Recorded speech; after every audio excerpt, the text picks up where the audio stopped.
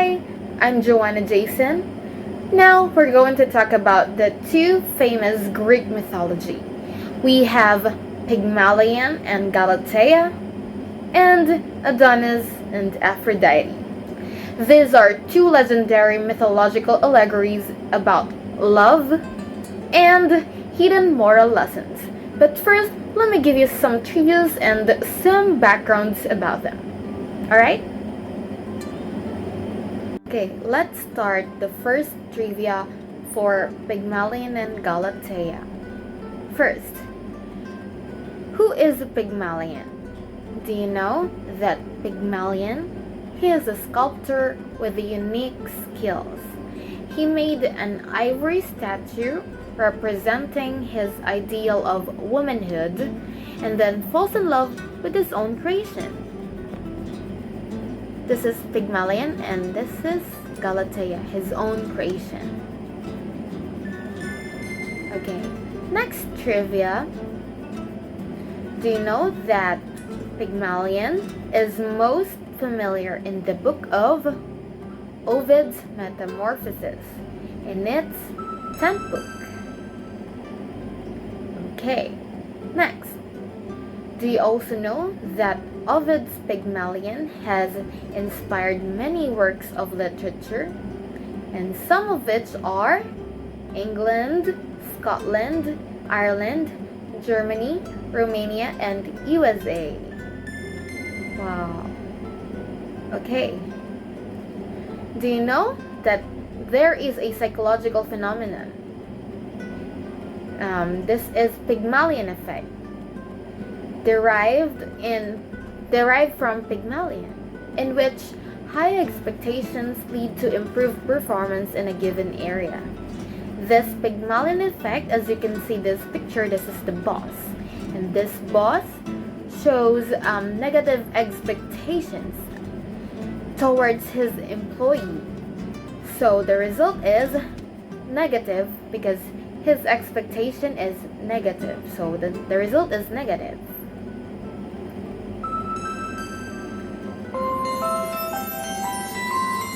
That's it. Okay, let's move on to the trivia for Adonis and Aphrodite. Okay? Trivias and historical background for them. Let's start.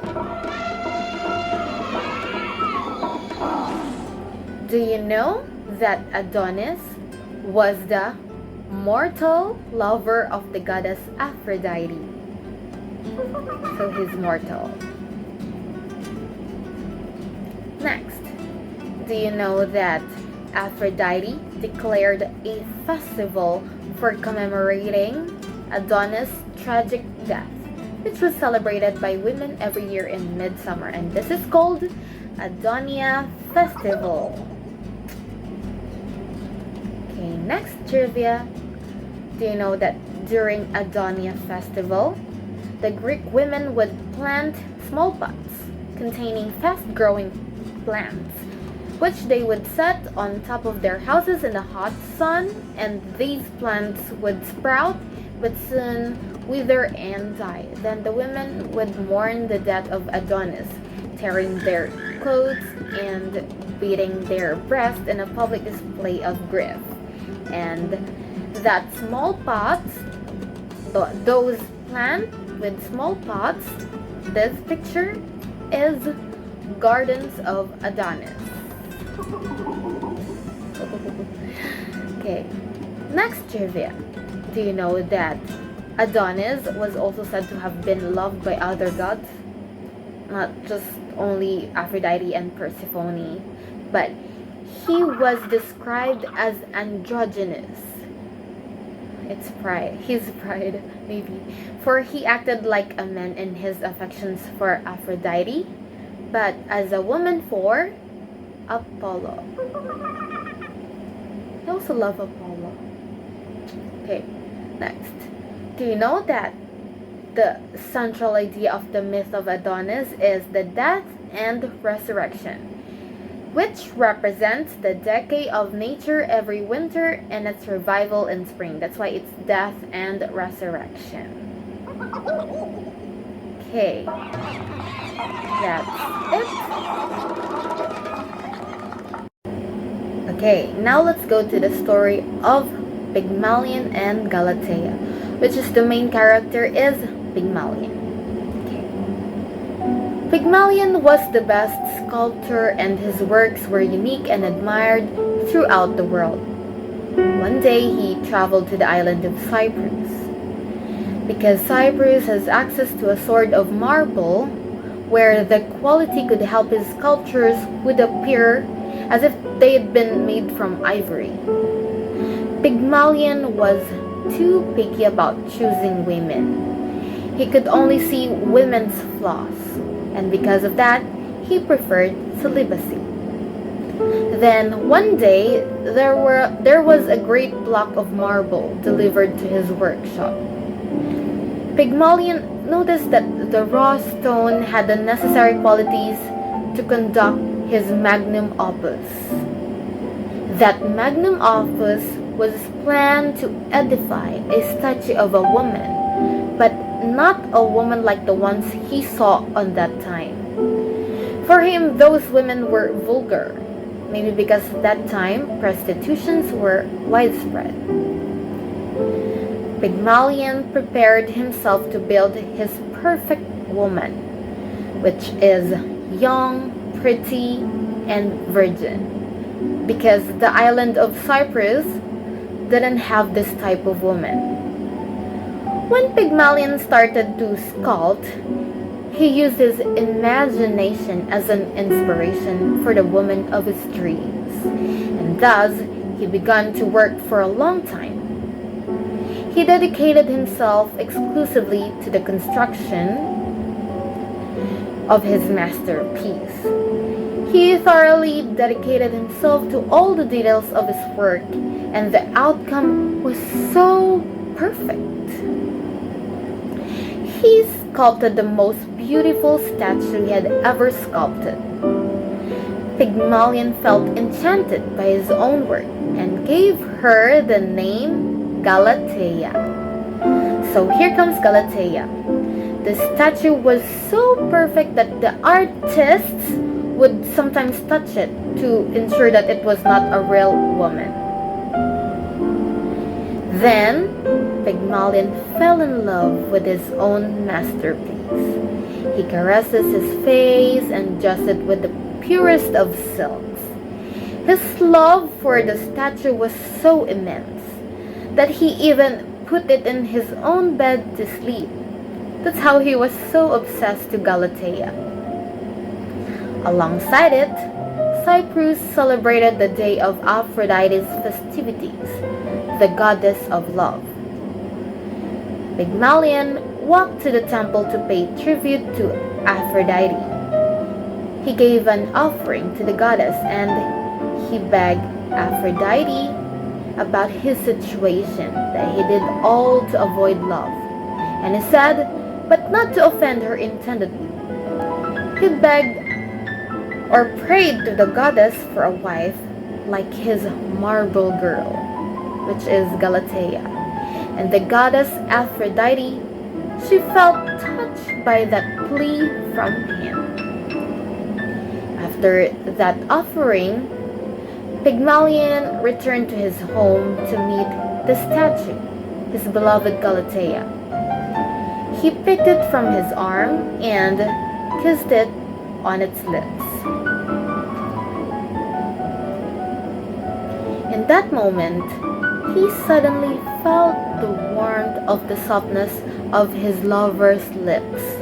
Her body was no longer as rigid as a rock, and she gave in to the tightness of his arms. You know why? Because Aphrodite, the goddess of love, transformed Galatea into a real woman. And with the blessing of the goddess, Pygmalion and Galatea get married. And from the fruits of this union, Pathos was born, who had then found a city in the honor of Aphrodite. The end. Okay, next story is the story of Adonis and Aphrodite. Adonis was a hunter with unmatched handsomeness. As he walked through the woods to search for prey, the nymphs of the flowers had crushed on him. Yes, the nymphs admire him because he has resemblance of a god, for being so beautiful. One day, Adonis got Aphrodite's attention, the goddess of beauty and love. Aphrodite was playing in the forest with her son Eros, or also known as Cupid, who was sharpening his arrows. Eros is a wonderful boy and a god, but Eros felt extremely jealous of Adonis. He turned away and continued to sharpen his golden arrows. Aphrodite told his beloved son to not jealous with him because she said he will always be the most beautiful of all gods. Then she hugged him as an act of consolation, but accidentally hurt herself in the arrow that Eros was holding, and so she ended up falling in love with Adonis. After that incident, Aphrodite had been spying the beautiful young man, incapable of resisting his charms. So she decided to approach Adonis and asked, "Are you a beautiful god? I've never seen you in the Olympian banquets." Then Adonis realized that such a beautiful woman could only be Aphrodite, the goddess of love. And his response, he said, "I'm not the god, my lady. I'm just a humble mortal being." "How can a mortal being be this beautiful?" said Aphrodite as she got closer to him with a seductive glance. She couldn't manage to resist. She kissed him, and from that day forward, the couple of lovers started to meet on a regular basis. And those were days of intense love on a spring day. Then one day, Persephone, the queen of the underworld, was wandering through the woods and crossed paths with a couple of lovers, feeling enchanted by what she witnessed. But she wasn't aware that Eros, Cupid, the god of love, was ready to set one of his traps. He pierced her with one of his arrows, and the queen was now also in love with Adonis. Persephone said, "Make the most while you can, Aphrodite, but one day this beautiful boy will be mine." Aphrodite started to constantly guard Adonis. She warned him one thing about his love of hunting, that don't take chances with ferocious animals. Never ever. He promised to Aphrodite that he would be very careful. Aphrodite knew that Adonis would be only hers if he didn't jeopardize his own life. However, Ares, the god of war, despite having tried to conceal his jealousy for Aphrodite and his other lover, profoundly hated his rival and realized that the boy loved hunting as much as he loved Aphrodite. So Ares took the chance, plotted his vengeance.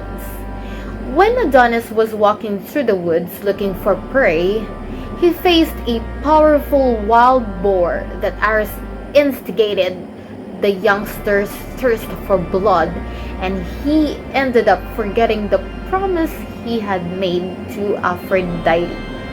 For not running unnecessary risks, Adonis decided to fight the boar and managed to hurt it, but Ares had filled the animal's heart with an uncontrollable wrath, and instead of preserving its own life, it furiously attacked Adonis, pushing his powerful fangs into his abdomen. Aftermath: Adonis was deadly wounded. Aphrodite ran to rescue him, but there was nothing she could do. He died in her arms. The goddess buried him, and over his tomb, beautiful red flowers blossomed, which were named Adonis. As the goddess wept, another one in the underworld, Persephone, was happily waiting for the most beautiful man who ever lived. And that's the end.